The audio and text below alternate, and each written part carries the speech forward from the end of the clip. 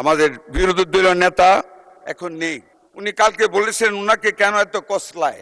মাননীয় স্পিকার, আমি একটু কসলাইতে চাই, বেশি বাড়াবাড়ি না করার জন্য অনুরোধ করব। কিন্তু যখন বেশি বাড়াবাড়ি করে তখন বলতে ইচ্ছা করে তোরা রাজাকার। অনেককে আপনি সময় বাড়িয়ে দিয়েছেন, কেউ আপনাকে চা খাইয়েছে, সময় দিয়েছেন, কেউ আপনার সাথে ওকালতি করেন, কোর্টের বারান্দায় ঘুরেছে, সময় দিয়েছেন। মাননীয় স্পিকার, আমি একজন মুক্তিযোদ্ধা, ৭১-এর মুক্তিযুদ্ধের একজন কমান্ডার ছিলাম। মহান স্বাধীনতার ঘোষক শহীদ রাষ্ট্রপতি জিয়া রহমানের ডাকে যুদ্ধ করেছি দেশের জন্য, কাজে আমাকে ওনার বদলতে সময় ডাবল দিতে হবে। মাননীয় স্পিকার, ধন্যবাদ মাননীয় সদস্য। আপনি যদি আমার 2 থানার 2 হসপিটালকে একদম ইকুইপড করেন তাহলে 2 মিনিট বাড়াবো।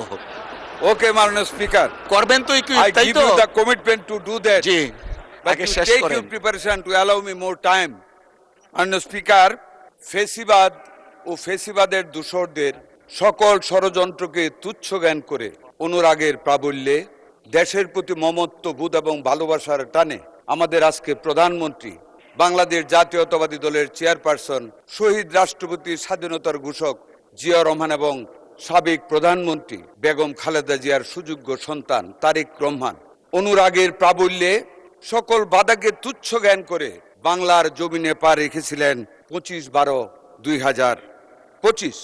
এয়ারপোর্টের মাটিতে পা রেখেছিলেন, দেশের প্রতি মমত্ববোধকে বোঝানোর জন্য হাতে মাটি তুলে নিয়েছিলেন। আর সেই মাটির পরশ, সেই মাটির ঘ্রাণ বাংলাদেশের 18 কোটি মানুষের ভিতর পৌঁছেছিল, যার ফলশ্রুতিতে 2026-এর 12ই ফেব্রুয়ারি বাংলাদেশের জনগণ 2/3 মেজরিটি দিয়ে আমাদের মাননীয় নেতাকে দেশের প্রধানমন্ত্রী করেছেন। জনাব স্পিকার, আমাদের মাননীয় প্রধানমন্ত্রী দেশের দায়িত্বভার গ্রহণ করেছেন। উনি কিছু কাজ করতে পারেন, এরই মধ্যে প্রমাণ করেছেন। হ্যাঁ মাননীয় স্পিকার, জনাব তারেক রহমান পারেন।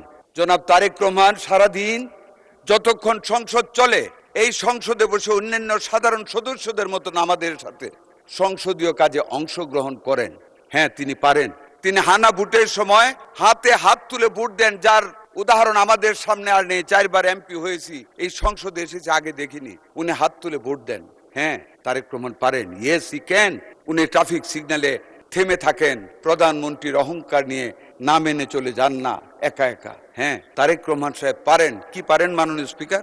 এই যে কাল রাত থেকে যে বৃষ্টি হলো, আমাদের উজানের পানির ঢলে নিম্নাঞ্চল ডুবে যাচ্ছে, সাথে সাথে রাতের অন্ধকারে দুর্যোগ ব্যবস্থাপনা মন্ত্রীকে অর্ডার দিলেন ওনাদের জন্য, সেই ভুক্তভোগী কৃষকদের জন্য সাহায্য পাঠাতে। আগে দেখিনি এত তাড়াতাড়ি, এত ঝটিকাপূর্ণ সময় নিয়ে মানুষের সাহায্যে এগিয়ে যেতে। সম্রাট বাবরের মতন উনি সকল মানুষের খোঁজ রাখেন, কখন কোন সময় কত তড়িৎ গতিতে মানুষের সহযোগিতা করা যায়। তারেক রহমান সেটা করেন। হ্যাঁ, এই দেশের জনগণকে ধন্যবাদ জানাই মাননীয় স্পিকার, যে এই দেশের জনগণ জনাব তারেক রহমানকে প্রধানমন্ত্রী করেছেন। একটি নতুন ইতিহাস আমরা সংযোজিত করতে চাই ইতিহাসের সাথে। মাননীয় স্পিকার, মাননীয় স্পিকার, এই পবিত্র সংসদের প্রসিডিংসে কিছু জিনিস আসা উচিত। মাননীয় স্পিকার, 16 তারিখে স্বাধীনতা পতাক অনুষ্ঠানে এই মাসের এপ্রিলের উসমানী মিলনায়তনে আপনিও ছিলেন মাননীয় স্পিকার। কি ইতিহাস দেখলেন? স্বাধীনতার পতাক সেদিন কে পালেন মাননীয় স্পিকার? অনেকের সাথে কাকে দেয়া হলো? সংসদীয় গণতন্ত্রের প্রবক্তা, স্বৈরাচার বিরোধী আন্দোলনের পুরোধা, 3 বারের মাননীয় প্রধানমন্ত্রী বেগম খালেদা জিয়াকে বাংলাদেশের জনগণের পক্ষ থেকে স্বাধীনতা পদক মরণোত্তর পুরস্কার দেওয়া হলো। মাননীয় স্পিকার, কে দিলেন সে পুরস্কার? স্বাধীনতার ঘোষক বেগম খালেদা জিয়ার সন্তান, গর্বিত সন্তান তারেক রহমানের হাত থেকে বেগম খালেদা জিয়ার জন্য মরণোত্তর স্বাধীনতা পুরস্কার নিলেন। কে নিলেন মাননীয় স্পিকার? বেগম খালেদা জিয়ার সন্তানের হাত থেকে তারই নাতনি জায়মা রহমান দাদির জন্য পুরস্কার নিলেন। এ যে এক ইতিহাস বাংলাদেশের স্বাধীনতার ইতিহাসে, পূর্ববর্তী এবং পরবর্তী ইতিহাসে জিয়া পরিবারের যে অনবদ্য ইতিহাস সৃষ্টি হয়েছে। স্বাধীনতার ঘোষণা দিয়েছেন জিয়া রহমান। শুধু তাই না মাননীয় স্পিকার, আজকের এই বক্তব্যের শুরুতে অবনত মস্তকে শ্রদ্ধা জ্ঞাপন করি, মাগফিরাত কামনা করি আল্লাহর কাছে শহীদ রাষ্ট্রপতি জিয়া রহমানের জন্য, যিনি এদেশের স্বাধীনতার ঘোষণা দিয়েছিলেন। শুধু স্বাধীনতার ঘোষণা নয় মাননীয় স্পিকার, স্বাধীনতার ঘোষণা পরবর্তীতে যিনি 9টি মাস পাক হানাদার বাহিনীর বিরুদ্ধে জেট ফোর্সের কমান্ডিং অফিসার হিসাবে জেট ফোর্সের অধিনায়কত্ব করে বাংলাদেশের স্বাধীনতা যুদ্ধকে ত্বরান্বিত করেছিলেন মাননীয় স্পিকার। পরবর্তীতে ওখানে থেমে থাকেননি মাননীয় speaker. Yes, family can do something special. কি করেছেন মাননীয় স্পিকার? ৭৫-এর ৭ই নভেম্বর জাতি যখন দিশাহারা হয়ে পড়েছিল, আইন শৃঙ্খলা পরিস্থিতি যখন ভেঙে গিয়েছিল, ক্যান্টনমেন্টের ভিতরে যখন সৈনিকদের মধ্যে বিশৃঙ্খলার সৃষ্টি হয়েছিল, যখন জিয়া রহমানকে গৃহবন্দী করে রাখা হয়েছিল, মাননীয় স্পিকার, বাংলাদেশের সিপাহী জনতা সেদিন জিয়া রহমানকে কাঁধে করে বাংলাদেশের আবার ক্ষমতার ভার দিয়েছিলেন চালানোর জন্য। হ্যাঁ, উনি চালিয়েছিলেন, ভালোভাবে চালিয়েছিলেন, এবং দেশকে বহুদলীয় গণতন্ত্রের সৃষ্টি পুনরায় উনিই করেছিলেন। যেই চেতনা নিয়ে দেশকে স্বাধীন করেছিলাম, 25 মার্চের রাতে যেদিন স্লোগান দিয়েছিলাম ঢাকা বিশ্ববিদ্যালয়ের হল থেকে, বাংলার পুলিশ অস্ত্র ধরো, বাংলাদেশকে স্বাধীন করো, চেতনাটা ছিল সেদিন 70-এর নির্বাচনের ফলাফল বাংলার জমিনে বাস্তবায়িত হয়নি বলে আমরা মুক্তিযুদ্ধের চেতনা, গণতন্ত্রকে বাস্তবায়িত করার জন্য সেদিন যুদ্ধ করেছিলাম। আর সেই গণতন্ত্রকে পুনঃপ্রতিষ্ঠিত করেছিল স্বাধীনতার ঘোষক বীর নায়ক রাখাল রাজা শহীদ রাষ্ট্রপতি জিয়াউর রহমান।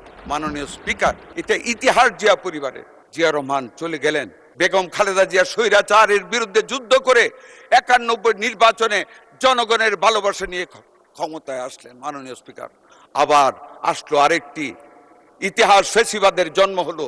সেই ফেসিবাদের বিরুদ্ধে 13-14টি বছর, প্রায় 1.5 যুগ, আজকের প্রধানমন্ত্রী আমাদের চেয়ারপারসন জনাব তারেক রহমানের নেতৃত্বে এদেশের মানুষ, মাননীয় স্পিকার, প্রস্তুতি নিয়েছিল ফেসিবাদকে দূর করার জন্য। আজকে কষ্ট পাই মাননীয় স্পিকার, যখন কেউ কেউ ডান দিক থেকে আপনার সেই জুলাই মুভমেন্টকে নিজেদের ভিতরে নিয়ে যেতে চায়, তাদের জন্য বলি ভূগোল থেকে একটু লেখাপড়া করতে। মাননীয় মন্ত্রী, আপনার সময় খুব সংক্ষিপ্ত, তারপরে 4 মিনিট দেয়া হলো, দয়া করে 4 মিনিটের মধ্যে শেষ মাত্র করবেন। 4। ধন্যবাদ। জি, ওই যে আমার এক বোন বক্তৃতা দিয়ে বলো এলাকার জন্য আরো 3 মিনিট, ওইটাও থাকবে। যাক, মাননীয় স্পিকার, যে কথাটি বলতে চেয়েছিলাম, কোথায় আসছিলাম, ভূগোলে। মাননীয় স্পিকার, আগ্নেয়গিরির অগ্ন্যুৎপাত যখন ঘটে, সেটা একদিনে ঘটে না। আগ্নেয়গিরির অগ্ন্যুৎপাতের ফলে যে লাভাটা বের হয়, তা অনেক আগে থেকে সৃষ্টি হয়। জুলাই বিপ্লবের সৃষ্টি শুরু হয়েছে সেই 13-14 বছর আগে থেকে। জনাব তারেক রহমানের নেতৃত্বে বাংলাদেশ জাতীয়তাবাদী দল, যুব দল, ছাত্র দল, সকল অঙ্গ সংগঠন তিলে তিলে আগুনের সৃষ্টি করেছে। যে আগুন জ্বলেছিল সেই জুলাই বিপ্লবের মাধ্যমে সেই দিন ফেসিবাদকে বিদায় নিতে হয়েছিল। মাননীয় স্পিকার, আমি একজন মুক্তিযোদ্ধা, আমি 71 দেখেছি। মাননীয় স্পিকার, বর্ডারে যুদ্ধ করেছি, বিলোনিয়া সীমান্তে। আজকে যারা গণতন্ত্রের সবক দিতে চায়, যারা 71-কে 24-এর সাথে সম্পৃক্ত করতে চায়, খাটো করে দেখতে চায়, মাননীয় স্পিকার, একটি কথাই বলতে চাই, ভালোভাবে আচরণ করে যাচ্ছি, বদ্ধতার সাথে দেশের বৃহত্তর স্বার্থে আমাদের নেতা জনাব তারেক রহমান ঐক্যের ডাক দিয়েছেন। বিদ্যুতের সমস্যার সমাধানে সর্বদলীয় এই সংসদ থেকে কমিটি করেছেন। মাননীয় স্পিকার, বেশি বাড়াবাড়ি না করার জন্য অনুরোধ করব।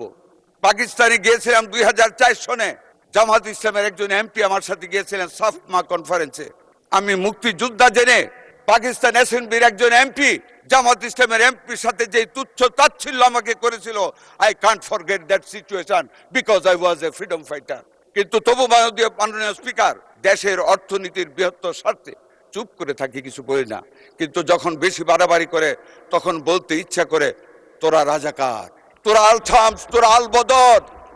মাননীয় স্পিকার, স্বাধীনতার পরে ধানমন্ডির 2 নম্বরের সেই সাদা ভবন হোয়াইট হাউস দেখেছি।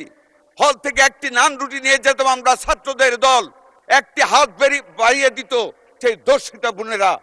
যেই মেয়েটির হাত সেই বয়সে হওয়ার কথা ছিল গোলগাল, সেই মেয়েদের হাত ছিল দুর্গন্ধে ভর্তি, চামড়া ছিল উস্কো খুস্কো। তারা দর্শিতা, কারো বুকে ছিল 8 মাসের সন্তান, কেউ ছিল অন্তঃসত্ত্বা, জীর্ণ শীর্ণ চেহারা। আজকে যদি আমাদেরকে বেশি খোঁচানো হয়, মাননীয় স্পিকার, সেই ইতিহাস আমরা ভুলে যাইনি। আমরা মুক্তিযোদ্ধা, দেশটাকে স্বাধীন করেছি, স্বাধীনতার পাওয়া সেই দেশটিকে গড়ার লক্ষ্যে ঐক্য করতে চাই, কিন্তু আদর্শের বিরুদ্ধে গিয়ে নয়।